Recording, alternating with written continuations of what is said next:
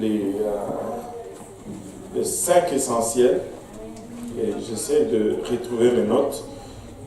Voilà, j'y suis. Et nous allons aller dans Hébreux en ouverture. Nous allons lire Hébreux 9 à partir du verset 18 jusqu'à 22. Alléluia. Je ne sais pas pour vous, mais je vais le lire à partir de la version Osterwald. Si ça diffère un peu de ce que vous avez, ne paniquez pas. C'est juste que j'ai choisi de travailler un peu plus avec Osterwald ces derniers temps. Amen. Alléluia. Si vous l'avez dit, Amen. Amen. Alléluia. Hébreux 9, 18. C'est pourquoi aussi la première alliance ne fut point établie sans effusion de sang. En effet, après que Moïse eut déclaré à tout le peuple tous les commandements de la loi, il prit le sang de veau, de bouc, avec de l'eau et de la laine écarlate et de l'hysope, et en fit aspersion sur le livre lui-même et sur tous les peuples, disant: c'est ici le sang de l'alliance que Dieu a ordonné en votre faveur. Il fit aussi aspersion du sang sur le tabernacle et sur tous les vases du culte. Et selon la loi, presque toutes choses sont purifiées par le sang. Et sans effusion de sang, il n'y a point de pardon. Sans effusion de sang, il n'y a point de pardon. Je pense qu'on peut lancer un autre verset là-dedans. Allons dans 1 Corinthiens 11.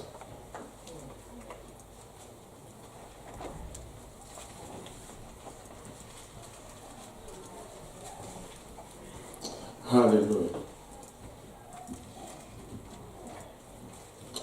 Et le verset 25,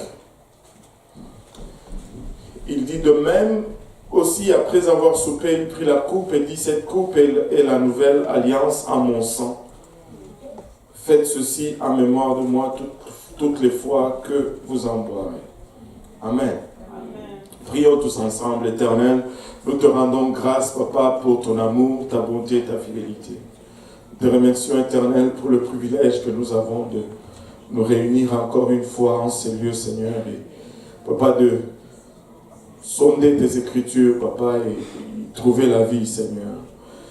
Et à moi, nous réalisons encore une fois combien, Papa, nous sommes des hommes charnels et combien, Papa, ta parole est spirituelle.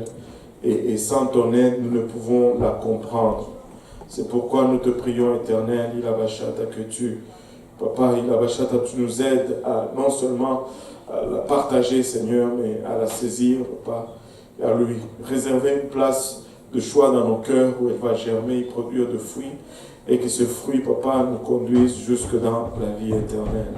C'est avec action de grâce dans les cœurs que nous te prions ici. Dans le nom de Jésus. Nous disons tous au nom de Jésus. Au nom de Jésus. Alléluia. Avant de vous asseoir, si vous pouvez poser vos Bibles et juste battre vos mains pour le Seigneur. Et puis faire un cri de joie vers le Seigneur.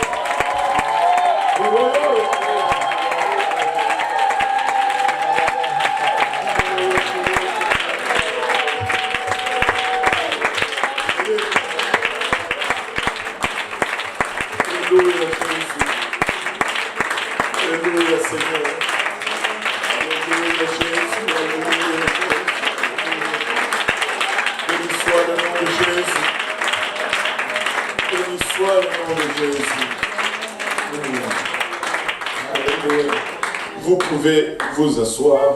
Aujourd'hui, nous allons parler du troisième point dans cette série qui est intitulée juste le sang tirer le nom.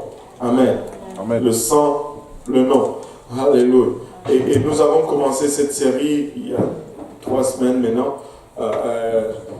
Une série que nous avons intitulée les 5 essentiels. En fait, ce sont 5 éléments qui sont essentiels à notre salut. Et si nous manquons un de ces 5 éléments, c'est difficile de parvenir au salut. Le premier point que nous avons commencé à regarder, c'était la parole. En fait, sans la parole, nous n'avons rien. et la parole a été combattue comme pas possible. Deuxième élément, quand nous avons la parole, cette parole génère la foi en nous. Et sans la foi, il est impossible de lui être agréable. Et la foi aussi connaît des attaques terribles de ce monde. Et le troisième point que nous allons regarder aujourd'hui, c'est le sang. Savez-vous que nous ne pouvons pas être sauvés sans le sang? Et Dieu est un Dieu qui ne change pas. Dès le départ, il établit les choses. Et si vous êtes attentif dans votre lecture, si vous savez faire les liens, vous allez voir que depuis le départ, en fait, Dieu établit les choses et par la suite, on suit seulement le même schéma qu'il a établi depuis le départ. Rien ne change vraiment. C'est après avoir créé l'homme, Dieu l'a placé dans un jardin d'Éden. Et là, dans le jardin d'Éden, il y avait plusieurs arbres, dont un arbre de la connaissance du bien et du mal au milieu du jardin. Et l'ordre de Dieu, c'était que l'homme ne devait pas manger du fruit de l'arbre de la connaissance du bien et du mal.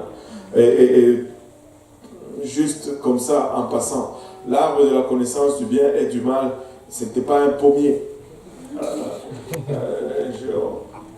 C'était vraiment un fruit, ce n'était pas des relations sexuelles, comme certains le disent. Dieu les avait déjà bénis, leur avait dit de se multiplier, et d'être féconds, de se multiplier, de se reproduire. Ils ne pouvaient le faire autrement que d'être intimes. Donc ce n'était pas ça, ils ne pouvaient pas interdire une chose et le recommander de l'autre côté de la bouche. Donc c'était vraiment un fruit, il y a des spéculations là-dessus, mais ce n'est pas là le sujet d'aujourd'hui. On ne veut pas vous dire c'est quel fruit parce que sinon vous risquez de l'enlever de votre régime. Mais un seul commandement, mais l'homme a échoué. Un seul commandement et l'homme a péché, il a mangé du fruit et il a été mis dehors. La prochaine chose qu'on remarque, c'est que d'abord, cette question éternelle, dans toutes les études bibliques, cette question revient toujours. Pourquoi Dieu a-t-il mis l'arbre là au milieu du jardin si il ne voulait pas que l'homme mange? Et puis s'il savait, et c'est une question qui commence toujours avec une prémisse. Dieu sait tout, n'est-ce pas? Oui. Donc il savait que l'homme allait manger. Oui. Donc s'il savait que l'homme allait manger, pourquoi il a mis donc l'arbre là au milieu du jardin et commencé à les blâmer après pour avoir mangé? Cette question revient encore et encore et encore. Et répondre à cette question, c'est de répondre vraiment à la question pourquoi Dieu a créé l'homme.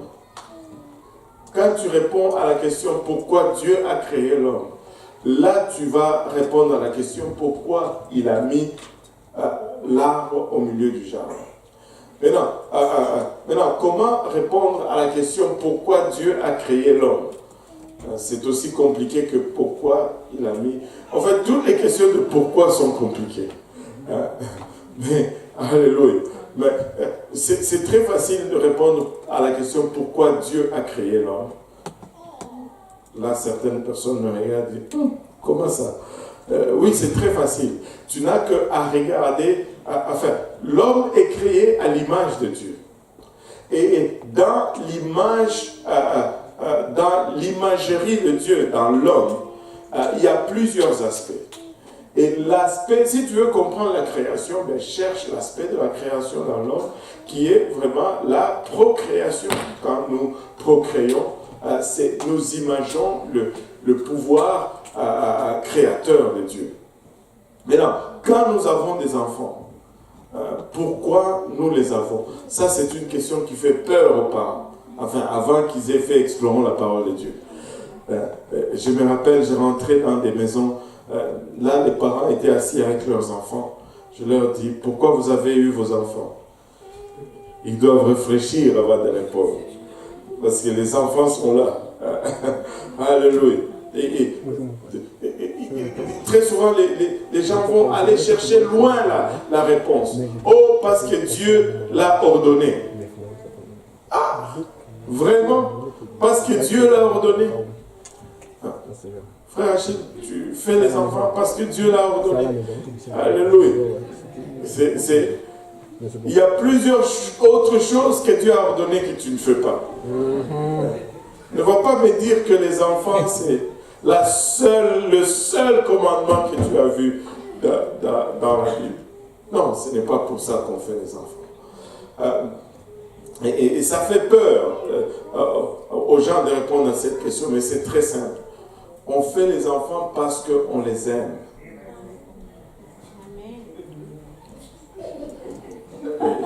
D'autres les aiment plus que certains. On fait les enfants parce qu'on les aime. Il y en a qui n'aiment pas les enfants, qui ne font pas les enfants. Allô? Ils disent, moi je préfère un chien que... Oui. Allô? On fait les enfants parce qu'on les aime. Et Dieu nous a créés parce qu'il nous aime. Aussi simple que ça. Oh, j'ai fait les enfants parce que la Bible dit... Non. La Bible dit beaucoup que tu ne fais pas. On fait les enfants par amour, parce qu'on les aime, point final. Et l'amour impose une relation. Et une relation impose un choix. Tu ne peux pas avoir une relation sans le choix. S'il n'y a pas de choix, il n'y a pas de relation. Si je vais voir le frère Achille et que je lui dis, frère Achille, je veux être ton ami. Si lui, il dit, moi, en tout cas, je ne suis pas intéressé à ton amitié, il n'y aura pas d'amitié entre nous. Il faut que moi, je choisisse. Et il faut que lui aussi choisisse pour que cette relation puisse voir jour. Sans le choix, il n'y a pas de relation. Et je ne peux pas avoir une relation avec mon iPad. Parce qu'il n'a pas de choix. Quand j'ai besoin, je le prends. Quand je n'en ai pas besoin, je le laisse. Des fois, je ne sais même pas où je l'ai laissé. Tu ne peux pas avoir une relation. Tu peux posséder un objet. Mais tu ne peux pas posséder une personne. Et des fois, les gens font la confusion. Anyway, ça c'est autre chose qui vient de tomber dans la tête. Tu ne peux pas avoir une relation sans le choix. Et Dieu veut une relation avec nous et il a mis l'arbre de la connaissance du bien et du mal qui illustre le choix que l'homme avait. Et tu dis, mais il y a un seul arbre. Non. Il y avait deux arbres au milieu du jardin. Il y avait l'arbre de la vie éternelle et l'arbre de la connaissance du bien et du mal. Mais l'homme a choisi l'arbre de la connaissance du mal. Et ce choix a introduit le péché. Et ce péché a introduit une condamnation sur laquelle nous vivons. Alléluia. Et on peut voir déjà ce que Dieu avait planifié pour l'homme. Quand l'homme a péché ainsi, premièrement, Dieu l'a mis dehors du jardin. Et là, on observe au chapitre 4, regardez un peu Genèse 4 pour un moment. Or, Adam connut Ève, sa femme, chapitre 4, verset 1, et elle conçut et enfanta Caïn, qui signifie acquisition. Et elle dit, j'ai acquis un homme avec l'aide de l'Éternel. Elle enfanta encore son frère Abel, et Abel fut berger, et Caïn fut laboureur. Or, au bout de quelque temps, Caïn offrit de fruits de la terre une oblation à l'Éternel. Et Abel offrit lui aussi le premier-né de son troupeau et de leur graisse. Et l'Éternel eut égard à Abel et à son oblation, mais il n'eut point égard à Caïn, ni à son oblation ou à son sacrifice. Et Caïn fut fort irrité et son visage fut abattu. Les deux, on voit ici Adam et Ève qui sont à l'extérieur maintenant du jardin. Ils ont deux garçons. Et les deux garçons se lèvent pour offrir un sacrifice, en offrande à l'Éternel. Et étrangement, les deux avaient, pas étrangement, d'abord pas étrangement, on garde étrangement pour après. Les deux avaient deux métiers différents. Caïn était cultivateur et Abel était berger. Il était élévateur, il avait des brebis. Maintenant, Caïn prend le produit de son travail et l'offre en sacrifice au Seigneur. Et Abel, de son côté, prend aussi le produit de son travail et l'offre également en sacrifice au Seigneur. Mais étrangement, c'est là où l'étrangement intervient, on voit Dieu refuser l'offrande de Caïn et accepter celui d'Abel. Maintenant, plusieurs spéculations sont faites là-dessus. Quand j'étais petit, on nous disait que Caïn avait offert des fruits pourris, des choses comme ça, et il n'a pas offert le meilleur. Et c'est pourquoi Dieu l'a refusé. Regarde, laisse-moi te dire ceci. La Bible nous dit, la justice de l'homme, c'est comme des guenilles sales pour Dieu. Même ton meilleur ne peut pas satisfaire. Si ton meilleur n'est pas ce qu'il a demandé, ça ne va jamais satisfaire. Tu ne peux pas y arriver par ta propre justice. Caïn n'a pas offert son meilleur. Il a fait ce que Dieu n'a pas demandé. Abel, par contre, a respecté la parole de Dieu et il a donné. Mais c'était quoi la parole de Dieu? La différence entre l'offrande de Caïn et l'offrande d'Abel, ce n'était pas que Abel a offert le meilleur et que Caïn a offert des fruits pourris ou des fruits. Non, moi j'ai tendance à croire que Caïn avait offert aussi les meilleurs de ses patates, les meilleurs de ses poireaux, les meilleurs de ses mangues, les meilleurs, mais il y avait une différence entre l'offrande de Caïn et l'offrande d'Abel, c'est que l'offrande de Caïn n'avait pas de sang et l'offrande d'Abel avait du sang. Alléluia. Et Dieu demandait une offrande de sang. Et Abel l'a fait comme Dieu l'a demandé et Caïn ne l'a pas fait comme Dieu l'a demandé. Et là, tu peux me dire, mais comment est-ce qu'il pouvait savoir? Nulle part dans la Bible, je lis où Dieu dit, vous devez m'offrir un sacrifice de sang. Oui, ce n'est peut-être pas écrit explicitement, mais c'est écrit noir sur blanc dans ta Bible. Si nous regardons dans le livre de Genèse, encore une fois, le chapitre 3, après que l'homme ait péché, avant de les mettre dehors, regardez le verset 21, la Bible nous dit, et l'Éternel Dieu fit à Adam et à sa femme des robes de peau et les en revêtit. Là, dans le jardin d'Éden, avant que le Seigneur ne les mette dehors, il a fait pour Adam et pour sa femme des robes de peau. Pour qu'il y ait la peau pour faire des robes, il fallait qu'il y ait des animaux à sacrifier pour donner cette peau. Et c'était là le premier sacrifice pour couvrir le péché de l'homme dans le jardin d'Éden. En fait, pourquoi Caïn et Abel ont offert des sacrifices? Ils ont offert le sacrifice parce que Adam et Ève leur ont enseigné qu'est-ce qu'il fallait faire. En fait, eux-mêmes, Adam et Ève, ont fait l'expérience. Ils ont vu que ça n'a pas marché. Vous savez, quand vous lisez Genèse, moi je pense que Genèse est plein, juste les quelques premiers chapitres, c'est plein d'enseignements, c'est comme pas possible. Tu peux faire un mois d'enseignement sur ces chapitres. Adam et Ève pêchent, ils commettent le péché. Et qu'est-ce que la Bible nous dit? Ils prennent des feuilles, ils réalisent d'abord qu'ils sont nus. Ils prennent des feuilles de figuier et ils se font des ceintures. Et le mot agora pour ceinture, c'est cache-sexe.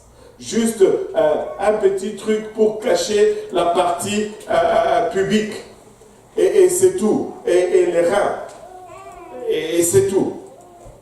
Ça, c'est leur conception pour le vêtement.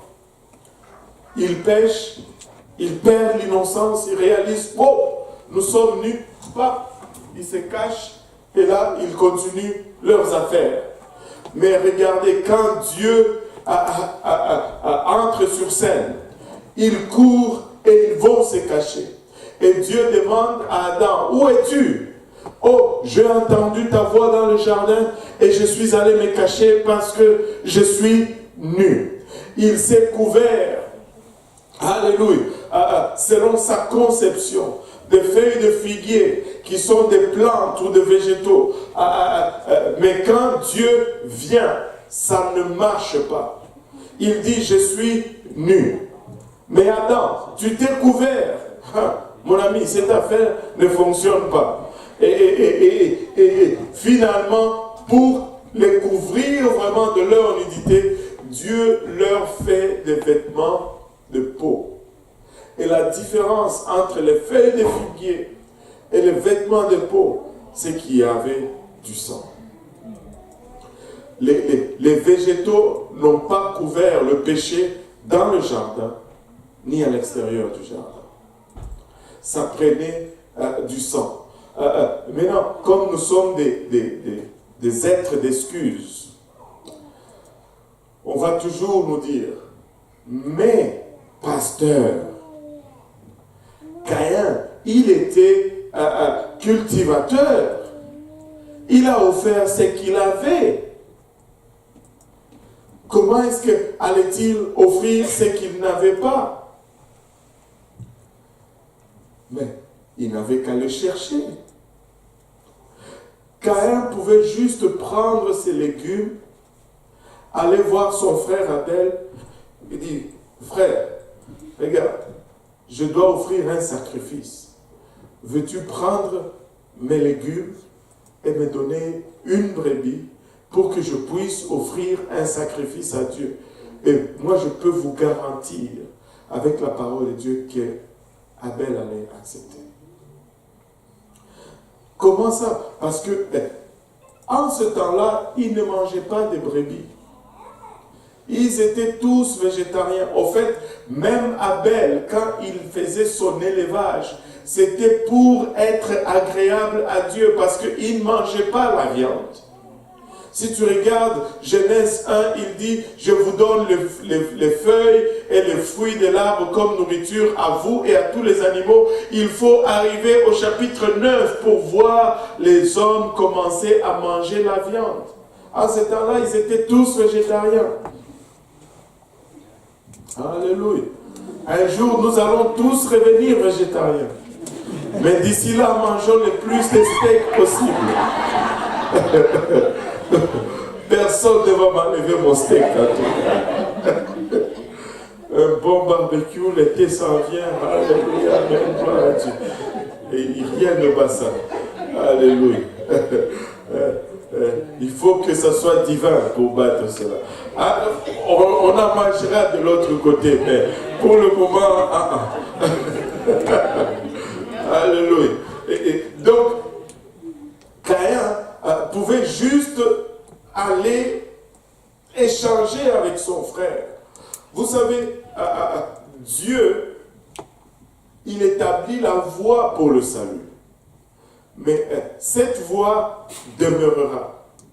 Peu importe la personne, Dieu ne va pas changer son plan de salut pour la sœur Laure, et parce qu'elle vient d'Haïti. Bon, on va dire, bon, son offrande à lui, ça va être le riz collé, le griot. Non, ça ne va pas être comme ça. C'est selon Dieu et non selon les personnes.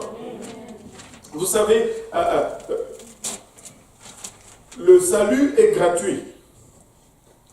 Mais pour certains, ça va leur coûter plus cher pour acquérir ce même salut.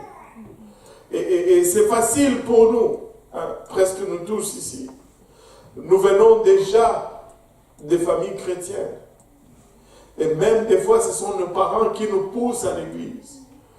Mais ce n'est pas le cas pour tout le monde. Il y a de ceux-là qui viennent de familles musulmanes, qui même citer le nom de Jésus-Christ est un sacrilège dans leur maison. Mais Dieu ne va pas changer sa parole pour leur convenance. Ils doivent également se repentir. Ils doivent également se faire baptiser au nom de Jésus-Christ. Ils doivent également recevoir le don du Saint-Esprit et mener une vie de sanctification jusqu'à ce que le Seigneur revienne. Ce qui est peut-être, qui est même encouragé peut-être dans une maison et combattu férocement dans une autre maison, et pour eux peut-être donner leur vie à Christ et devient littéral en fait. Ils doivent littéralement mourir pour devenir chrétiens. Mais même à ça, Dieu ne va pas changer.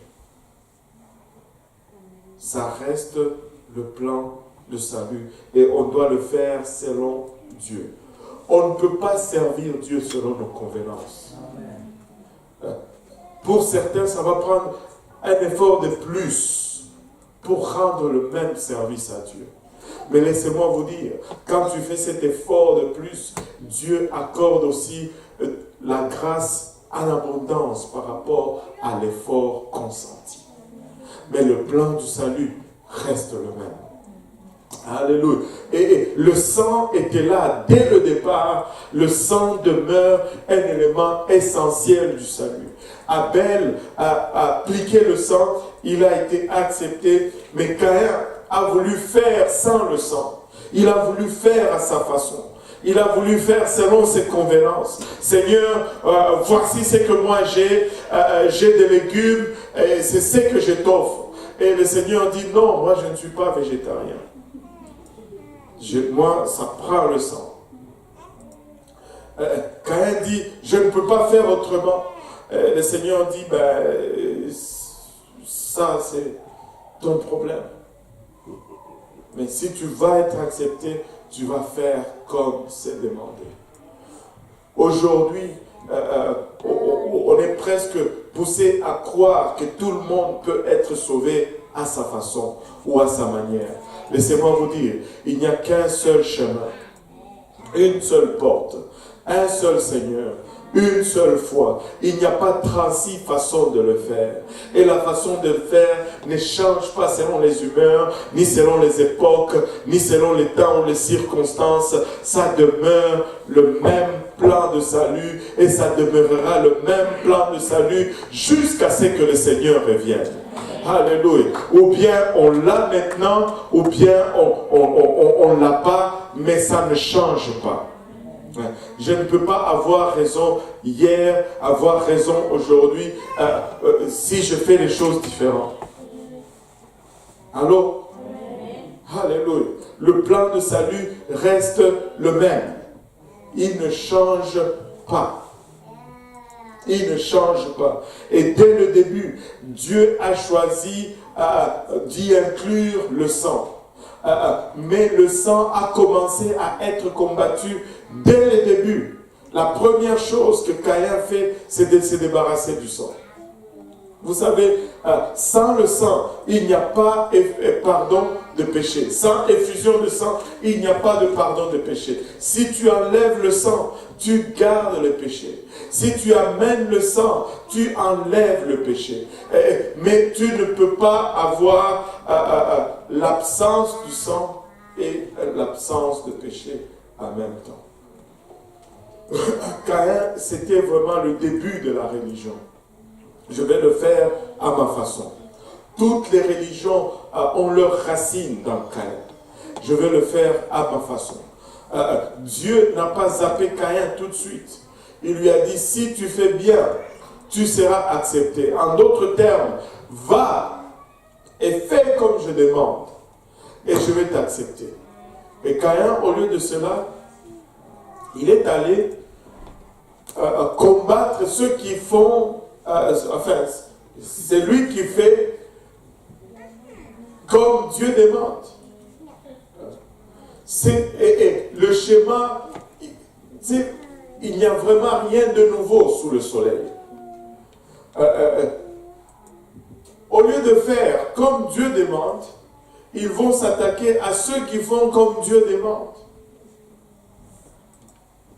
Je n'ai jamais compris le phénomène. Je n'ai jamais compris le phénomène. Et aujourd'hui, tu peux enseigner comme tu veux. Tu peux prêcher comme tu veux. Du temps que tu n'inclus pas le nom de Jésus. Savez-vous que certaines dénominations, ils ont carrément... Quand est-ce la dernière fois vous avez entendu un chant avec le sang de Jésus-Christ? Il y a certaines dénominations qui ont effacé le sang, juste la référence au sang, dans tout leur arsenal de culte. Dans le chant, il ne faut plus chanter les chants avec le sang. Dans leur message, il ne faut plus citer le sang. Parce que c'est violent, le sang. Ça inspire la violence, le sang. Laissez-moi vous dire, sans effusion de sang, il n'y a pas de pardon de péché. Sans effusion de sang, nous sommes encore dans le péché. L'histoire ne s'est pas arrêtée avec Caïn et Abel. Lorsque Moïse entre sur scène et que Dieu lui donne l'ordre pour construire le tabernacle et ainsi commencer les cultes, l'ordre lui a été spécifiquement donné que si tu veux faire l'expiation des péchés du peuple et des souverains sacrificateurs, tu prendras le taureau. Ce taureau sera imposé demain. Au fait, c'est comme un processus pour transférer, au fait, le péché de l'homme sur ce taureau. Et ce taureau sera égorgé, son sang sera répandu. Et le sacrificateur amènera ce sang devant l'Éternel et l'aspergera devant l'Éternel parce que c'est par le sang que tu vas expier le péché du peuple. Alléluia. C'est par le sang que tu vas expier le péché du peuple. Et tout le long de l'Ancien Testament, au fait, c'est juste une piste de sang. Il y avait un animal au moins qui mourait tous les jours dans le service du tabernacle. Et c'est juste une trace de sang tout le long. Des brebis, des boucs, des taureaux et des bœufs. Tout le long des tourtereaux ou des colombes, tout le long, jour après jour, c'est juste une trace de sang, c'est juste une piste de sang qui nous conduit jusqu'à Jésus-Christ. Dans l'Ancien Testament, ce sang devait être versé jour après jour. Tu venais aujourd'hui, j'ai péché, souverain sacrificateur. J'ai dit ceci, j'ai fait cela, et la pauvre brebis qui portait ton nom, tu mettais ta main dessus, et on l'égorgeait. Mais tu sais quoi, le mois prochain, tu venais avec une autre brebis, et c'était un autre sang qui était versé. L'année prochaine, tu venais avec une autre brebis, et c'était encore du sang qui était versé. Et encore, et encore. Tu sais, quand il y a cette répétition, c'est indicateur de quelque chose non accompli, non achevé, non complété, non satisfaisant. Et cela a continué jusqu'à ce que le Seigneur entre sur scène. Jusqu'à ce que dans le livre de Jean, alors qu'il marchait sur les rivages du Jourdain, un prophète qui baptisait le Jean dans la rivière pointe son doigt vers lui et déclare cette fameuse déclaration: voici l'agneau de Dieu qui ôte le péché du monde. Amen. Alléluia. Il est venu pour ôter nos péchés. Vous savez, alléluia. Et il est venu, il a fait son ministère et à la fin, il a été condamné injustement.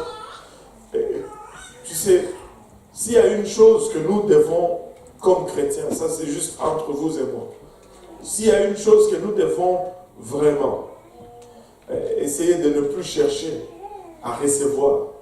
C'est la justice. Oh, c'est pas juste. Oh, c'est pas juste. C'est pas juste.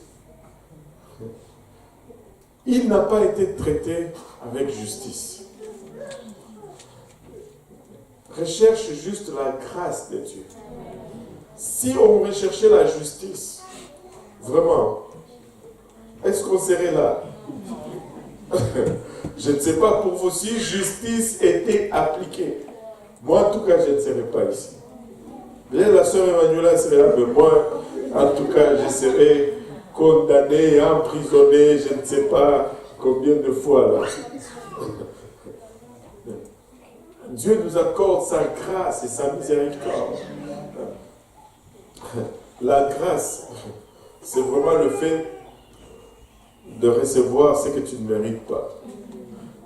Et la miséricorde, c'est le fait de ne pas recevoir ce que tu mérites. Oui, c'est vraiment ça. La grâce, c'est quand Dieu nous donne ce que nous n'avons pas mérité. Et la miséricorde, c'est quand il ne nous donne pas ce que nous avons mérité.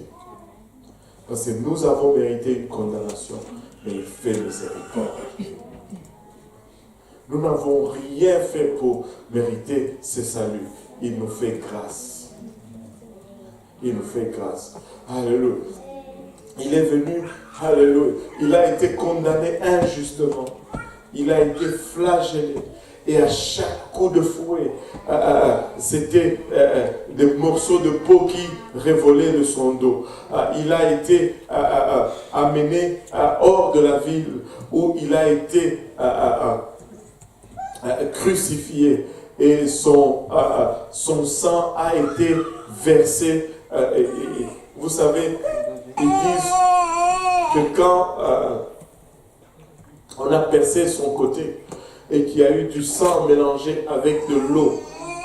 C'était significatif par rapport à ce sang dont il a été complètement vidé. Son sang a été versé. Alléluia. Pour nous. Une fois pour toutes. Mettant un terme à cette trace de sang qui coulait depuis l'Ancien Testament. Ce qui était dans l'Ancien Testament, cette alliance était juste l'ombre, était juste temporaire, était imparfait, mais lui, le parfait est venu et il a versé de son sang pur une fois pour toutes.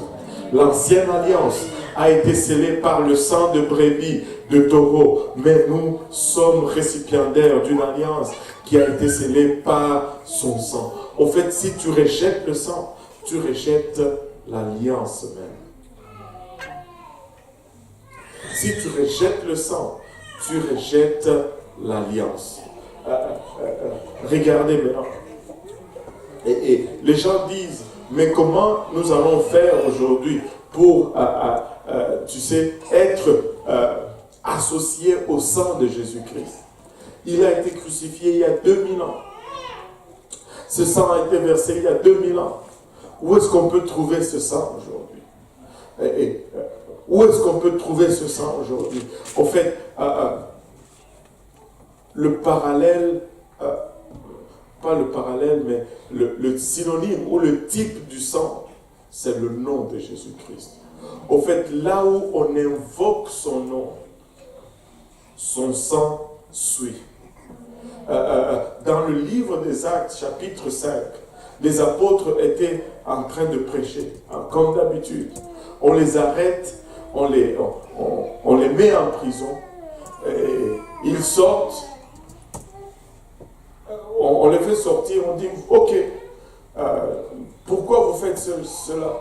Et après les avoir jugés, fouettés, en fait, ils n'ont pas trouvé de condamnation en eux.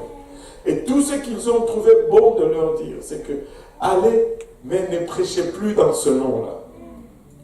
Pourquoi ils pouvaient prêcher, mais ne pas prêcher dans le nom?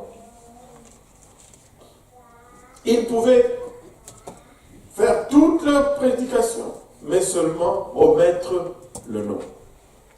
Mais ils sont sortis. Ils ont continué à prêcher encore. Et là, on les arrête. On dit, ben, ceux que vous avez délivrés là, ils sont encore en train de faire la même chose. On les ramène. On les dit, mais ne vous avons-nous pas interdit d'enseigner en ces noms-là? Vous avez maintenant rempli Jérusalem de toute votre doctrine et vous faites retomber le sang de cet homme sur nous.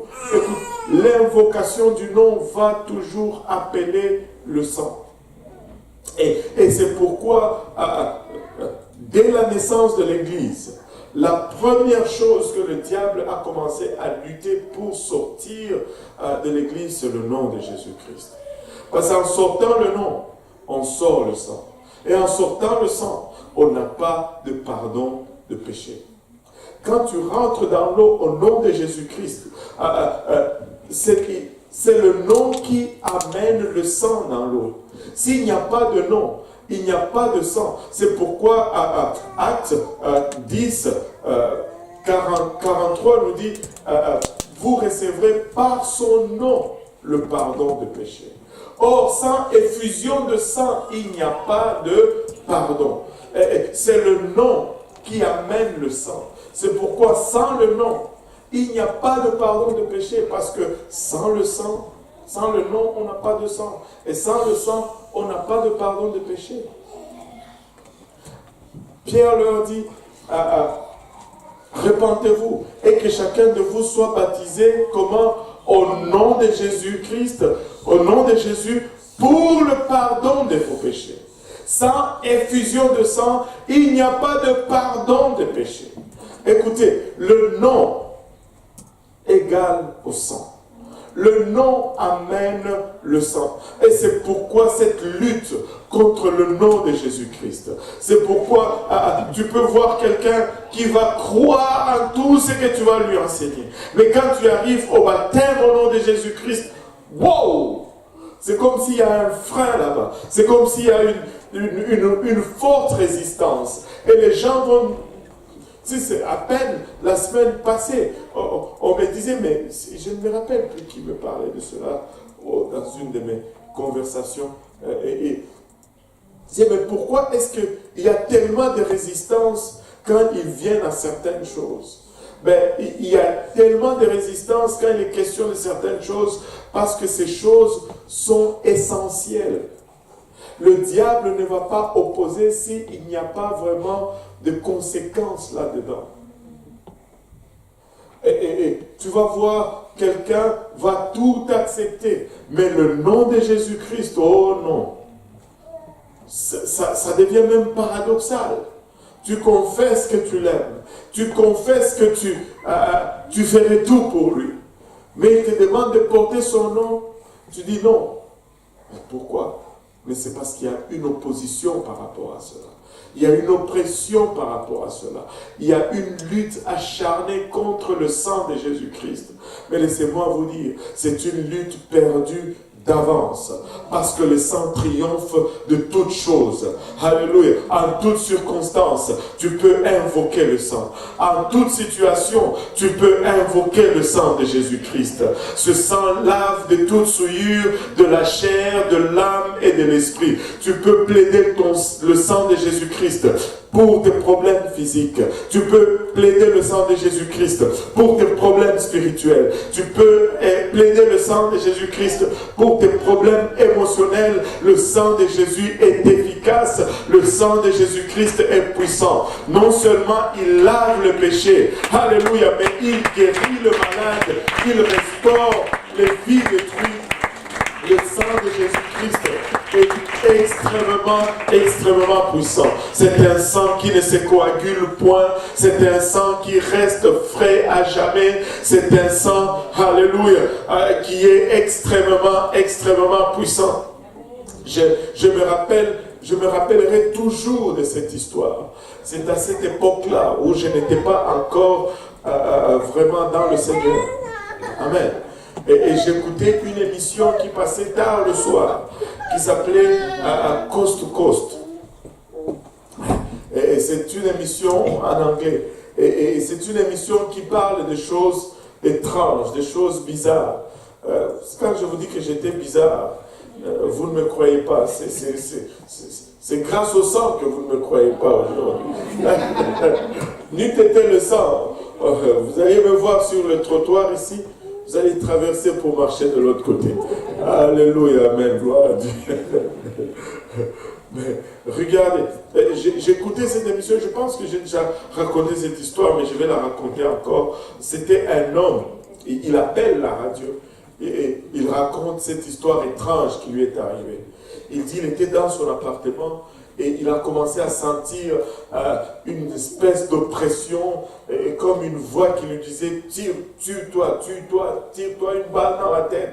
Et puis, ils disent qu'il était tellement oppressé qu'il a pris l'arme et il a mis même les balles là-dedans. Il a mis sur sa tête. Et là, il dit de nulle part, quelque chose qu'on lui avait dit, ça fait longtemps. Et ce type ne servait même pas Dieu. Il dit, il s'est rappelé de ce qu'on lui avait dit il y a longtemps. Il dit que si tu te trouves dans des situations compliquées, juste invoque le sang de Jésus-Christ. Et invoque le sang de Jésus-Christ.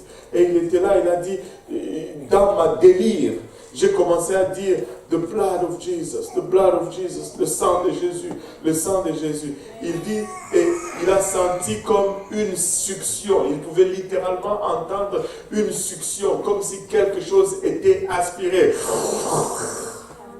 Et il dit, il est revenu à lui-même, il dit, mais qu'est-ce que je suis en train de faire? Il dit, mais l'histoire n'a pas fini là. C'est que, je ne me rappelle plus vraiment si c'est 2 jours après ou si c'est le lendemain, il sort de son appartement, il voit la police dehors, il dit, mais qu'est-ce qui se passe? Un de ses voisins s'est tué la même nuit avec une balle dans la tête. Il y en a un qui pouvait invoquer le sang. L'autre ne savait probablement pas qu'il pouvait invoquer le sang de Jésus-Christ. Le sang est puissant. Le sang est puissant. Le sang de Jésus-Christ est extrêmement puissant. Ça, ce n'est pas une histoire vécue. Enfin, ce n'est pas une histoire que j'ai entendue. Ça, c'est une histoire vécue, que j'ai vécue moi-même. J'ai été avec quelqu'un qui souffrait aussi de moments d'oppression extrême. Une oppression telle que la personne a complètement perdu la raison. J'essayais de prier pour la personne, mais tu vois, dans ce délire, la personne ne voulait rien savoir. Et là, je ne savais plus très quoi faire. Tu sais, vraiment une oppression où la personne perd la raison et la personne devient folle. Commence à parler comme un enfant, des choses comme ça. Et là, je me dis, mais Seigneur, qu'est-ce que j'ai fait? Tu sais, quand on m'a appelé pour être pasteur, on ne m'avait pas enseigné toutes ces choses. Je dis, qu'est-ce que j'ai fait? Qu'est-ce que j'ai fait? Et j'essaie de prier. Non. Je dis, wow, on est mal barré. Et là, je commence à marcher dans la maison et je disais, le sang de Jésus, le sang de Jésus. Je plaide le sang de Jésus, je plaide le sang de Jésus. Mais cette personne, dans sa délire, comme un enfant, une personne de plus de 20 ans, comme un enfant, commence à répéter ce que je disais. Plaide le sang de Jésus, plaide le sang de Jésus, plaide le sang de Jésus. Clac! L'oppression quitte comme ça. Et la personne revient. Écoutez, le sang de Jésus-Christ est puissant. Le sang de Jésus-Christ est extrêmement puissant. Et le sang de Jésus-Christ est disponible aujourd'hui. Et il y a une guerre contre le nom de Jésus-Christ. Il y a une guerre contre le sang de Jésus-Christ. Mais écoutez, si nous allons être son Église, nous allons être couverts de son sang. Nous allons être, son nom va être invoqué sur nous. Je veux que le nom de Jésus-Christ soit invoqué sur moi. Parce que ça prend le sang. Sans le sang, il n'y a pas de pardon des péchés. Sans le sang, on est complètement à nu. Sans le sang, on n'est pas couvert. Sans le sang, on n'est pas couvert. Juste une dernière analogie. Vous savez, quand tu rentrais dans le tabernacle était fait de sorte que c'était... tu entrais dans la cour d'assignation, dans le parvis, la tente d'assignation, mais dans la tente d'assignation, il y avait le lieu saint et le lieu très saint. Amen. Alléluia. Mais dans le lieu très saint, il y avait l'arche de l'Alliance. Dans l'arche de l'Alliance, l'arche de l'Alliance était une boîte, et dans cette boîte, il y avait les tablettes avec les 10 commandements, le vase avec la manne qu'ils avaient volé, et le bâton d'Aaron qui est bourgeonné, qu'ils avaient aussi volé. Et la seule chose qui restait là-dedans, ce sont les tablettes avec l'écriture de Dieu là-dessus pour les 10 commandements. Maintenant, le couvercle de cette caisse, on appelait ça le propitiatoire, ou le siège de miséricorde. Maintenant, aux deux côtés du propitiatoire, il y avait 2 anges, 2 chérubins, qui se faisaient face, mais qui ne se regardaient pas, qui regardaient vers le bas. Amen. Alléluia. Voilà.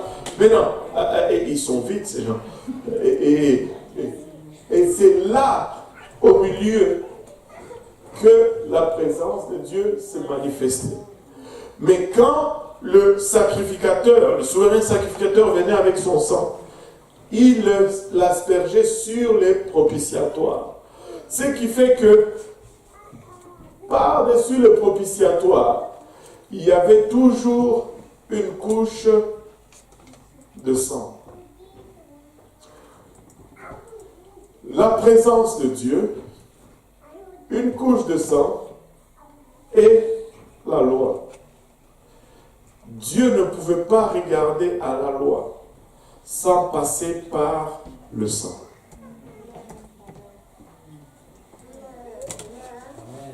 Et le sang est l'emblème ou le symbole de la miséricorde.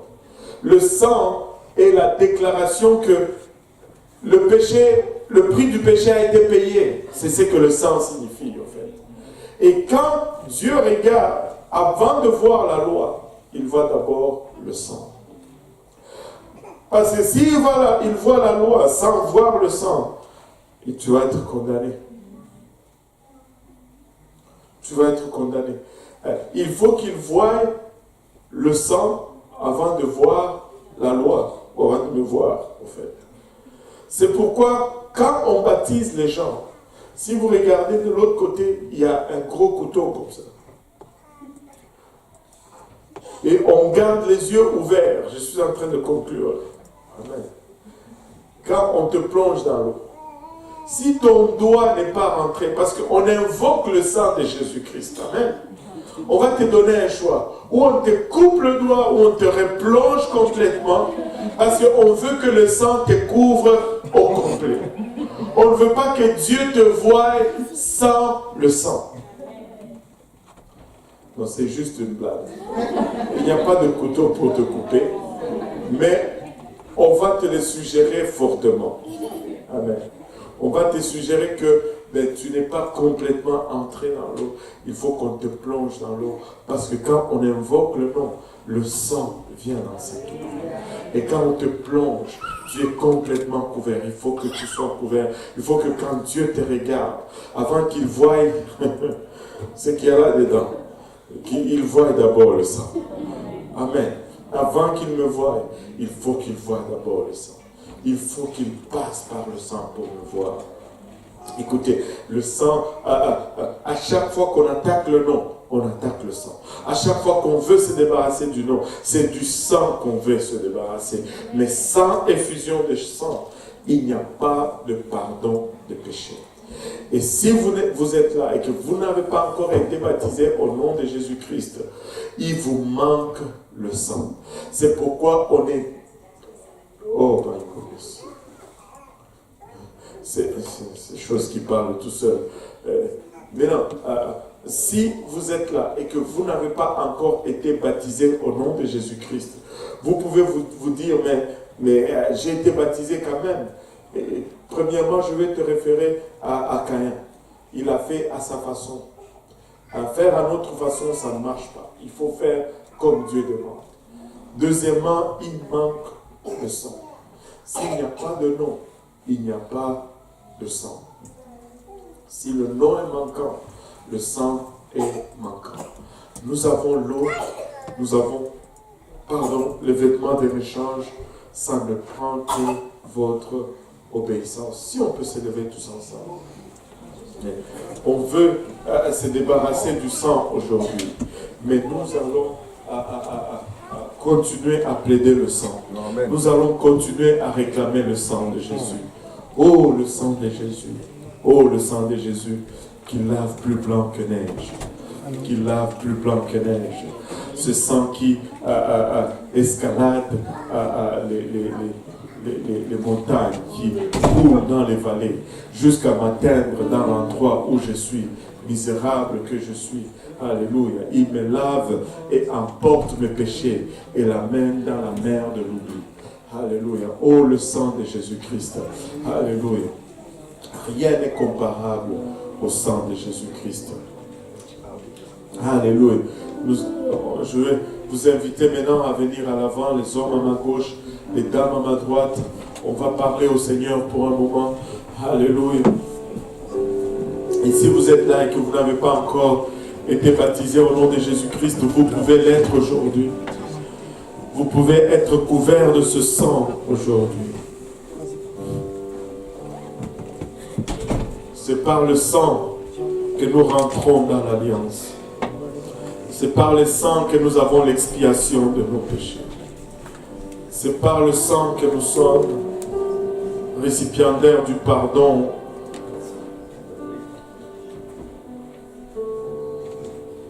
qui a été rendu disponible par le Seigneur Jésus-Christ.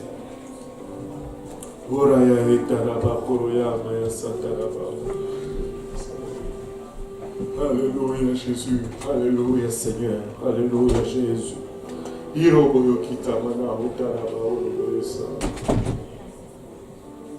Gloire au nom de Jésus. Alléluia.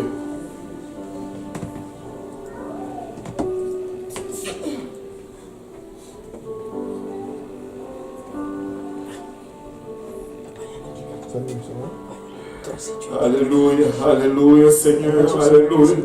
Peuple de Dieu, si nous pouvons commencer à lever la voix, commencer à plaider ce sang précieux sur nous aujourd'hui. Nous pouvons commencer à réclamer la vertu de ce sang.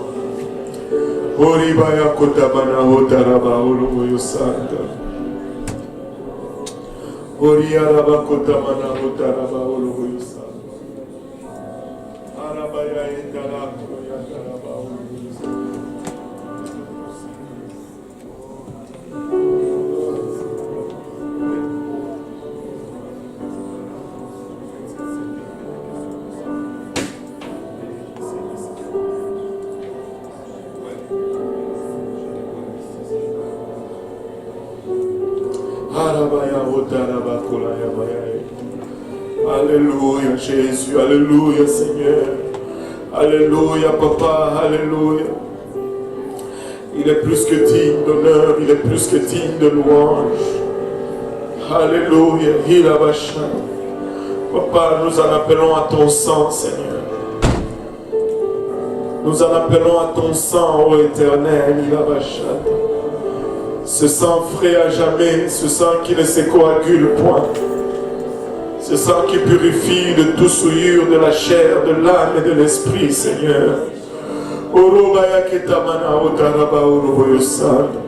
Ce sang qui est le même hier, aujourd'hui et éternellement, Papa. Ce sang qui agit aussi puissamment dans notre passé, Papa. Dans notre présent que dans notre futur, ô Éternel.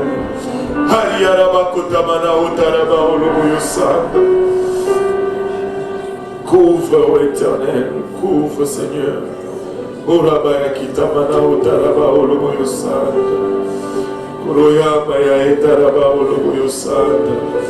Kirama ya itaraba olomoyo sanda raba olomoyo sanda. Gloire au nom de Jésus. Gloire au nom de Jésus. Gloire au nom de Jésus. Gloire au nom de Jésus. Gloire au nom de Jésus. Alléluia, peuple de Dieu. Élevons nos voix maintenant vers son trône. Alléluia. Élevons nos voix vers son trône. Alléluia, alléluia, Seigneur. Alléluia. C'est ce sang précieux qui est le prix de notre rachat. C'est ce sang précieux, il a bachata qui nous lave de toute souillure. Merci Seigneur pour ton sang, Papa. Merci Seigneur pour ton sang, Papa.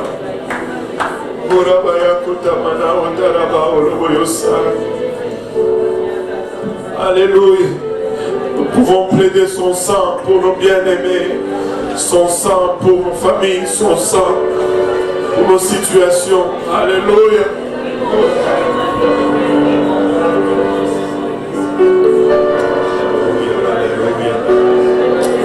Jésus, alléluia, alléluia, alléluia, alléluia, alléluia, alléluia. Église, nous pouvons plaider le sang de Jésus aujourd'hui. Alléluia, alléluia.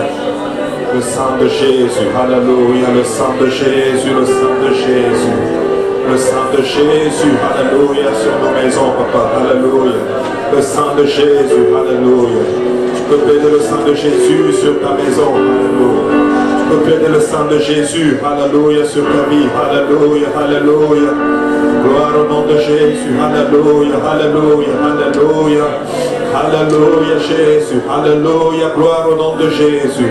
Alléluia, alléluia, alléluia. Église, nous pouvons encore plaider le sang du lait de l'Éternel aujourd'hui. Alléluia, alléluia, alléluia, alléluia. Gloire au nom de Jésus, gloire au nom de Jésus. Alléluia, gloire au nom de Jésus. Alléluia, alléluia. Je plaide ton nom, Seigneur Jésus. Je plaide ton nom, Seigneur Jésus. Alléluia, Papa. Alléluia, Jésus. Alléluia. Alléluia, Jésus. Alléluia. Merci, Seigneur. Alléluia, alléluia. Alléluia, Jésus. Alléluia. Gloire à toi, Seigneur. Gloire à toi, Seigneur. Alléluia, alléluia. Alléluia, Jésus. Alléluia, Seigneur. Alléluia, alléluia, Jésus. Alléluia. L'Esprit du Seigneur est en train de bouger à cet hôtel. L'Esprit du Seigneur est en train de bouger à cet hôtel. Alléluia. Alléluia, mon frère, ma soeur, tu peux plaider le sang de l'Éternel aujourd'hui. Alléluia. Alléluia, Seigneur. Alléluia, Jésus. Alléluia. Merci, Seigneur. Gloire à toi, Seigneur Jésus. Alléluia, ton sang qui lave et qui rend plus blanc que la neige, Seigneur. Alléluia. Saint de Dieu, soyez conscients s'il y a des gens autour de vous qui ont besoin de prière. Aidez-les à plaider le sang, aidez-les à invoquer le nom de l'Éternel aujourd'hui. Alléluia. Gloire à toi, Seigneur. Alléluia. Alléluia.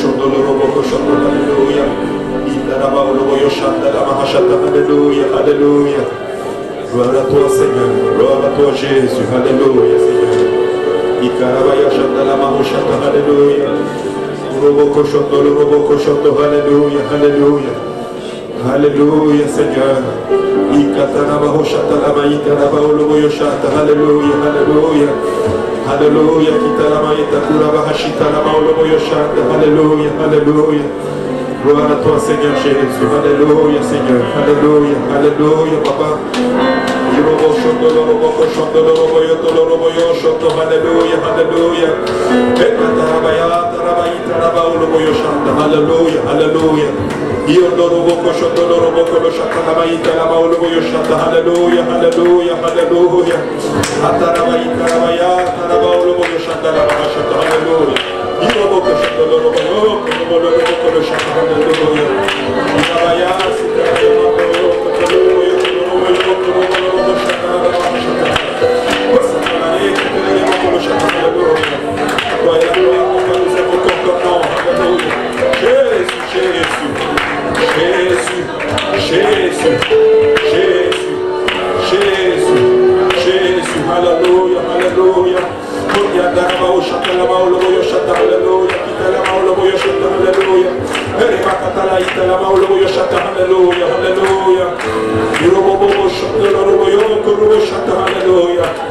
Père de famille, invoque le nom de Jésus sur ta maison.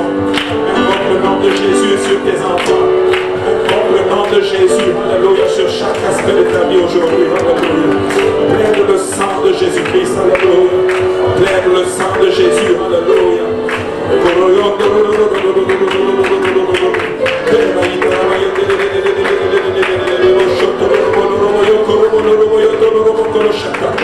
Plaide le sang de Jésus, alléluia, sur ta maison. Que ce sang soit appliqué sur tes linteaux et sur tes portes aujourd'hui, alléluia. Ne quitte pas ça, alléluia, Seigneur, sans avoir appelé le nom de Jésus-Christ sur ta vie. Ne quitte pas, Seigneur, sans avoir appelé le nom de l'Éternel sur ta vie aujourd'hui, alléluia. Dans le nom de Jésus, tout est possible. Dans le nom de Jésus, tout est possible, alléluia.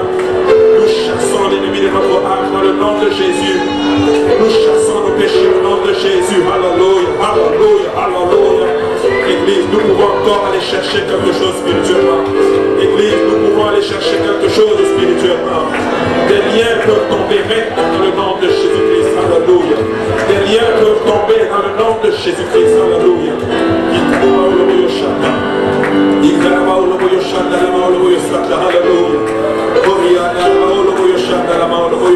Alléluia, Papa. Donne-nous grâce aujourd'hui, Seigneur. Merci pour le sang qui a été versé à la croix, Seigneur. Merci pour le sang que tu as coulé, Seigneur, Papa. Merci pour la vie que tu as donnée, Seigneur Jésus. Alléluia. Alléluia. Alléluia. Alléluia.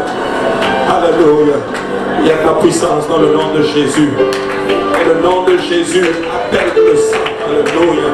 Lorsque nous invoquons le nom de l'Éternel, quelque chose se passe. Alléluia. Le nom de Jésus est le nom au-dessus de tout nom. Le nom de Jésus est le nom au-dessus de tout nom. Alléluia. Il n'y a aucun autre nom qui ait été donné parmi les hommes par lequel nous devions être sauvés. Alléluia. Aucun autre nom comme le nom de Jésus. Alléluia. Et en ce nom, les démons fuient. En ce nom, tout est possible. En ce nom, nous avons le pardon de nos péchés. Alléluia. Et si vous êtes là aujourd'hui, que vous n'avez pas encore obéi à l'évangile, laissez-moi vous dire que vous pouvez appliquer le sang sur vous. Avant que cette loi nous touche, avant que le Seigneur voie sa loi, il va voir son sang appliqué sur nous. Amen. Alléluia. Alléluia. Alléluia. Merci Seigneur. Merci Seigneur Jésus. Alléluia. Au nom de Jésus, les malades sont guéris. Au nom de Jésus, tous ceux-là qui sont opprimés retrouvent la paix. Alléluia. Le sang de Jésus. Le sang de Jésus. Le sang de Jésus. Le sang de Jésus. Le sang de Jésus. Le sang de Jésus. Le sang de Jésus. Le sang de Jésus. Le sang de Jésus. Je plaide le sang de Jésus. Je plaide dans le nom de Jésus. Alléluia. Je plaide dans le sang de Jésus. Je plaide dans le sang de Jésus. Je plaide dans le sang de Jésus. Je plaide dans le sang de Jésus. Alléluia Jésus. Je plaide le sang de Jésus. Je plaide ton sang, Papa. Ton sang que tu as versé à la croix, Papa. Je plaide ton sang aujourd'hui, Seigneur. Sur ma vie, Seigneur. Sur ma femme et mes enfants, Seigneur. Sur ma maison, Seigneur. Sur chaque aspect de ma vie, Seigneur. Je plaide ton sang, Papa. Je plaide ton sang, Seigneur. Père, je porte ton nom aujourd'hui, Seigneur. Je plaide ton sang, Seigneur. Sur ma vie, Papa. Alléluia. Je plaide ton sang, Seigneur. Sur ma vie, Père. Alléluia. Je plaide ton sang, Papa. Alléluia. Sur ma vie, Papa. Je plaide ton sang, Papa. Il y a la chata, la chata. Alléluia. Il y a une personne qui est en train de prier encore pour le Saint-Esprit. Alléluia. Saravayata Kunamasi, Yamado Sata. Robo Soto, Robo Yoko, Robo Santa. Alléluia. Alléluia. Alléluia. Alléluia. C'est ça mon frère, c'est ça mon frère. Alléluia. Alléluia. Alléluia. Alléluia. Alléluia. Alléluia. Alléluia. Alléluia. Gloire au nom de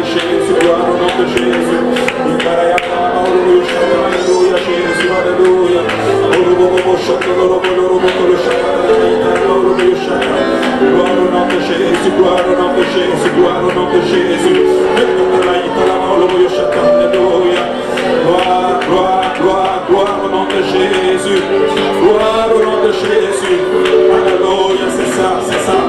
Alléluia, laisse aller, alléluia, alléluia, alléluia. Alléluia, alléluia, alléluia.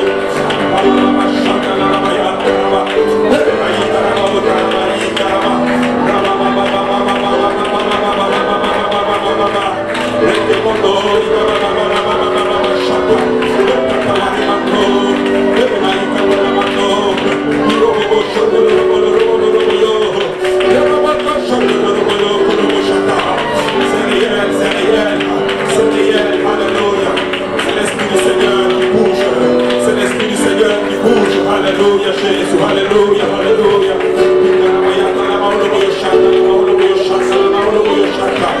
Gloire, gloire, gloire au nom de Jésus. Gloire au nom de Jésus, alléluia.